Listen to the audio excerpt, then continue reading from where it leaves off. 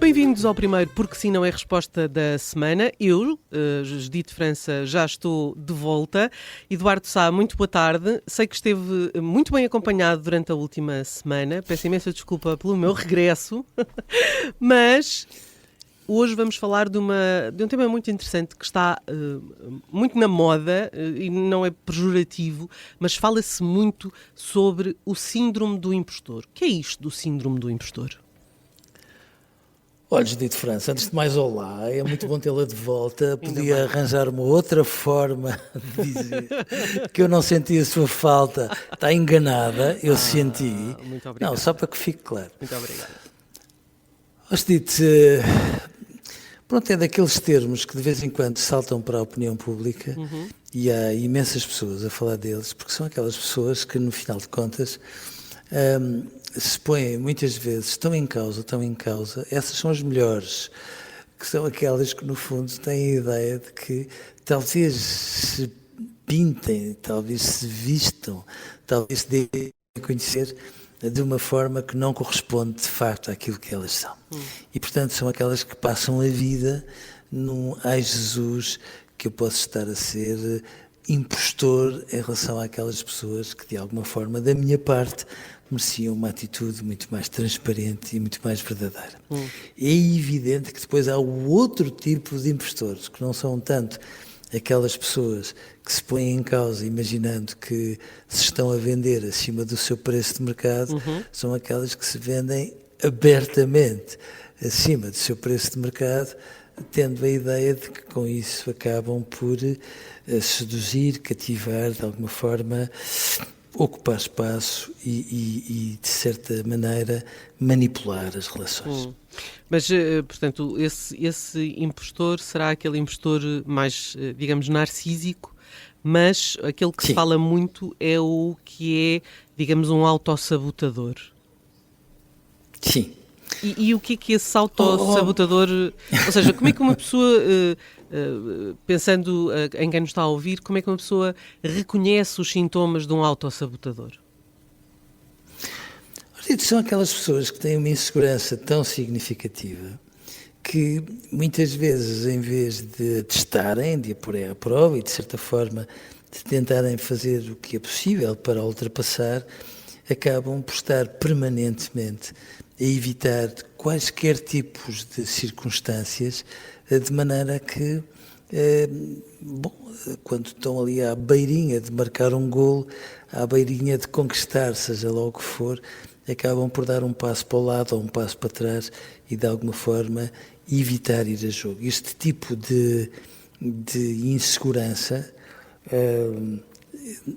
há muitos anos chamava-se uma neurose fóbica. Eram aquelas pessoas que tinham muitos medos, não medos assim tão diversificados, mas um medo ao outro, nomeadamente em relação a elas. Depois começou-se a falar disto como uma autoestima muito constipada, digamos assim, mas que, acima de tudo, se nós olharmos lá para dentro e desconstruirmos este medo, são pessoas que têm medo de ter medo. E, portanto, nessas circunstâncias, sempre que sentem uma pontinha de medo, em vez de o afrontarem e, de alguma forma, o vencerem, acabam permanentemente por estar a fugir das situações para evitar qualquer circunstância em que se ponham à prova e, portanto, em que possam falhar. Note, estas pessoas têm, de facto, sabotam-se, se preferir, sem dúvida, mas cuidado, por mais que a olho nu elas tenham esse movimento, que não se perca de vista que são pessoas que exigem tanto delas próprias, que tudo o que não seja a perfeição não presta. E, portanto, muitas vezes, por trás de um sabotador está alguém de uma exigência sufocante que depois vive um bocadinho mascarada por isto tudo.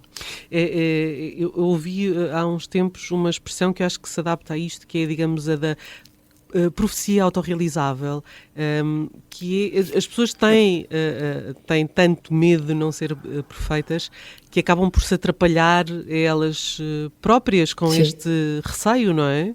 Bloqueiam-se com este receio.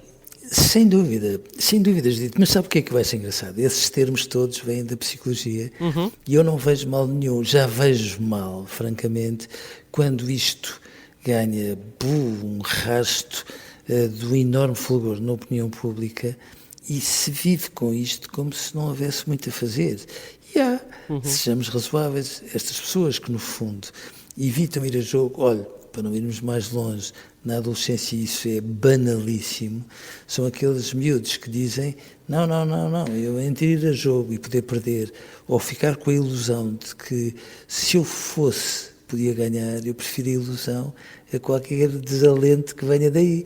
E portanto são sempre pessoas que têm uma expectativa sem fim, sempre a raspar na perfeição e portanto para não a porem à prova vão evitando isto, evitando aquilo, e à medida que evitam, note bem, todas as expectativas de que uma próxima tarefa compense por todas as coisas que elas deitaram fora, vai aumentando e, portanto, depois é um círculo vicioso de onde é muito difícil de sair. Só para esclarecer, não é uma doença, não é uma patologia, é, digamos, um comportamento, não é?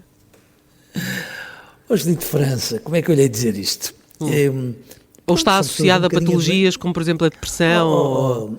Não habitualmente, mas são pessoas um bocadinho adventadas, vamos lhes dizer assim, ou seja, as pessoas tranquilas e saudáveis, obviamente que têm medo, tremelicam, às vezes engasgam-se todas, mas vão ao jogo e fazem pela vida. O que eu acho que é importante é que às vezes nós temos a ideia que a psicopatologia são aqueles quadros preto e branco, depressão, psicose e outras coisas do género, e esquecemos que no mundo de pessoas cada vez mais escolarizadas e cada vez com mais recursos informativos, aquilo que antes era uma psicopatologia franca, aberta, preto e branco, neste momento traduz-se naquilo que muitas vezes nós, numa gíria habitual, chamamos patologia de personalidade, desordens de personalidade, ou seja, parecem vícios de forma, mais ou menos de fabrico, quando não são nada de fabrico, mas estes vícios de forma contêm ali bocadinhos da personalidade que podiam ser mais saudáveis, sim senhor.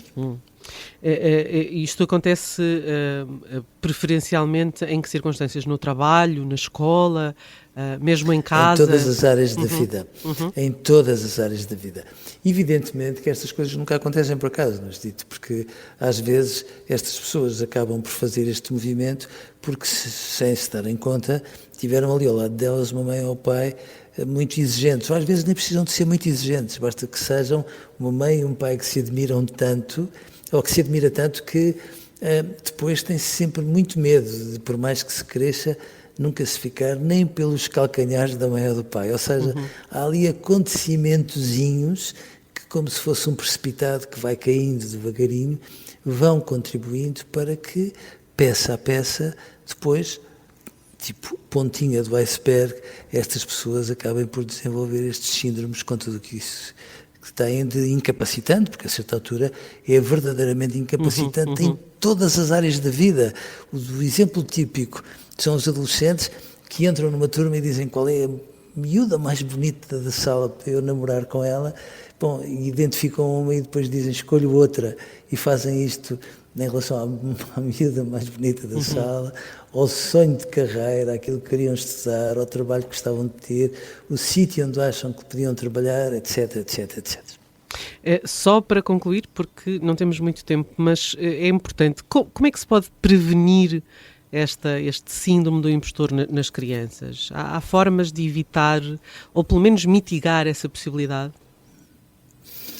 Sempre que uma mãe e um pai sente isto, e os pais fazem isto lindamente, porque isto começa muitas vezes quando, perante uma tarefa nova, eu já nem falo dos alimentos novos, estou a dizer, por exemplo, uma tarefa escolar nova, a primeira coisa que as crianças fazem, antes de olharem para ela, é dizerem não sei, não me apetece e não sou capaz. E quando os pais sentem isto, aquilo que os pais fazem é olha, meu amigo, vamos lá deixar de coisas e vamos lá a jogo, de maneira a ensiná-los a contornar esta tentaçãozinha que é de toda humana. E, portanto, a password é...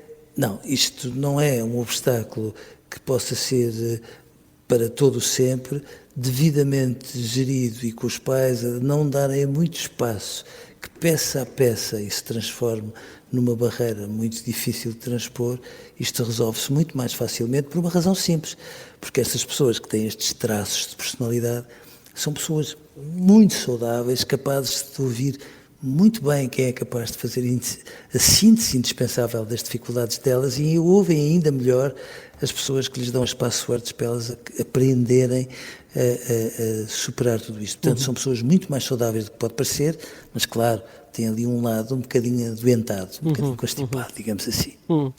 É fazer com que essa constipação passe rapidamente com muita autoestima em comprimidos, por exemplo.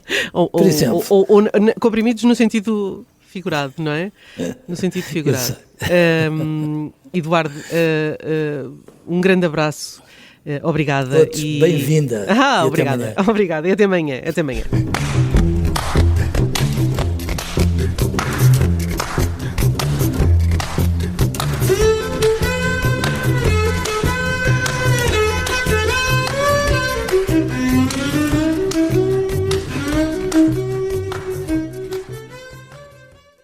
Se gostar deste podcast, pode seguir, dar 5 estrelas e comentar o episódio na Apple Podcasts ou no Spotify. Pode também subscrever e gostar no YouTube. Assim recebe uma notificação sempre que houver um novo episódio.